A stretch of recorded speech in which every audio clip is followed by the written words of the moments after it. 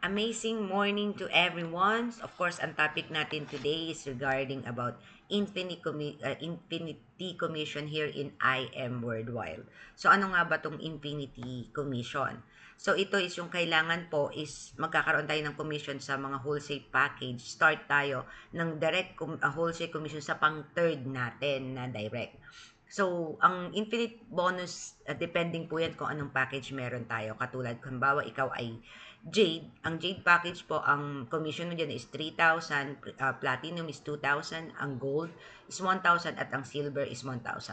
So, ito po ang aking magiging sample ngayon is regarding halimbawa ang inyong package po ay Silver, paano po kayo magkakaroon ng Infinity Commission dito, which is dapat may unang direct, left and right, meron kayo, nasa sa inyo kung saan nyo ilalagay yung third ninyo, kung gusto nyo pong ilagay uh, sa right or sa left. So, ito po yung mangyayari. Ito po yung pang third. Kung makikita nyo dito, ito po yung third. So, dito po magsisimula yung infinity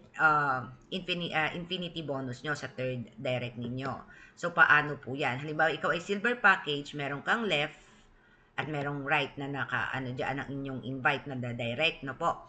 So, dito, meron ka kaagad na meron siyang mga na-invite na direct niya na magkakaroon ka dyan ng commission ng tagpa 500 each left and right, so may 1,000 ka na kaagad dyan. Kung ikaw ay naka-silver, is 500. Gold, 1,000.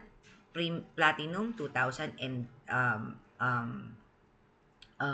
Jade is 3,000. Kung yan po ang package niyo po, no? So, kahit makailan pa yan na direct, left and right, ilan beses po yan, infinity po yan, kahit ilan po yan,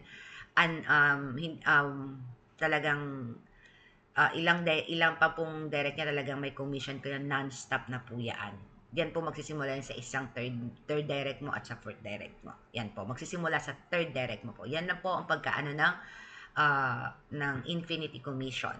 So, napakaganda po talaga ng IM, kaya kayo po inaano ko na simulahan nyo na po. Maraming salamat. Amazing morning.